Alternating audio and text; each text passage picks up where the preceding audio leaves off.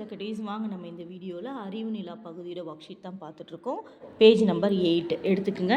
இப்போ வினாக்களுக்கு விடையளிக்க கவிநிலா, தன்மதி, அழகன் மூவரும் தாத்தா பாட்டியை கண்டதும் ஏன் மகிழ்ந்தனர் அப்படின்னு கேட்குறாங்க. இந்த கதையுடைய சாராம்சம் என்னது?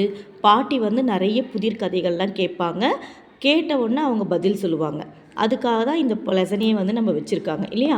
அப்போ பாட்டி தான் என்ன சொல்லியிருந்தாங்க, நாங்கள் வெளியே போயிட்டு வந்த உடனே நான் புதிர் கதைகள்லாம் கேட்பேன், நீங்கள் பதில் சொல்லணும்னு சொல்லியிருந்தாங்க. அப்போ புதிர் கதைகளை புதிர் விடுகதைகள்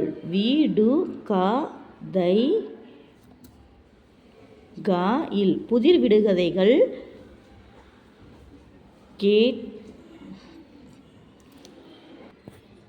கேட்டு விளையாடலாம். புதிர் விடுகதைகள் கேட்டு விளையாடலாம் என பாட்டி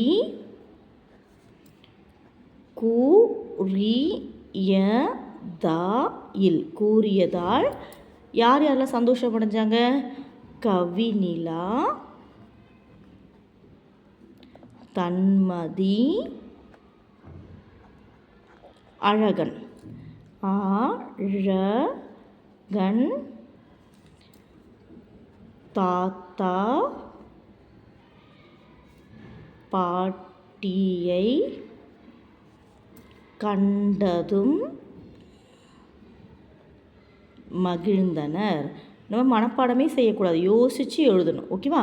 மகிழ்ந்தனர். ஓகே, அடுத்து பாருங்கள். அடுத்த கொஸ்டின் பாருங்கள். 2 புதிர்களுக்கு விடையளித்தவர் யார் அப்படின்னு கேட்குறாங்க. 2 புதிர்களுக்கு யார் விடையளித்தாங்க? புதிர்களுக்கு விடையளித்தவர் கவிநிலா.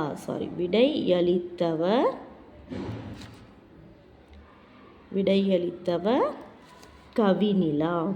ஓகேவா? அவர் ரொம்ப அறிவாளியாக இருந்ததால் தான் ஆயா என்ன சொன்னாங்க? பாட்டி கவிநிலாவை அறிவு நிலா அப்படின்னு சொன்னாங்க. கவிநிலா. புதிர்களுக்கு விடையளிக்க பாட்டி கூறிய விதிமுறைகள் யாவை அப்படின்னு கேட்டிருக்காங்க. புதிர்களுக்கு விடையளிக்க பாட்டி கூறிய விதிமுறைகள் யாவைன்னு கேட்டிருக்காங்க. அப்போ அதிலிருந்து நம்ம அப்படியே கொஸ்டின் எழுதலாம்.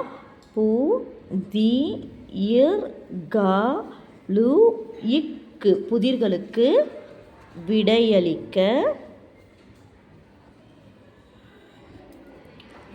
பாட்டி கூறிய விதிமுறைகள் என்னது?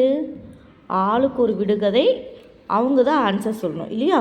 அப்போ ஆளுக்கு ஒரு விடுகதை, அவர்கள்தான்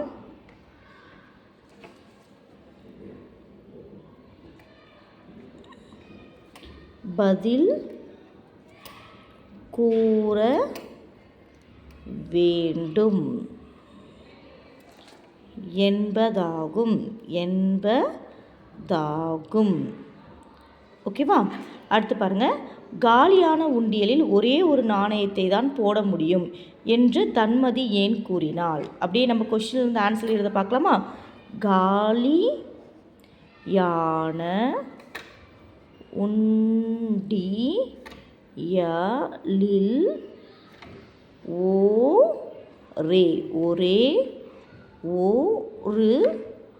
ஒரு நாணயத்தை தான் போட முடியும். ஏனென்றால்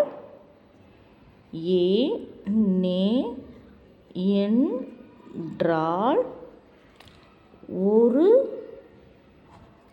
நாணயம்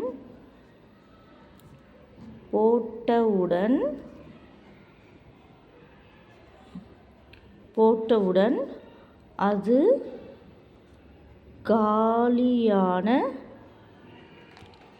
உண்டியல் கிடையாது.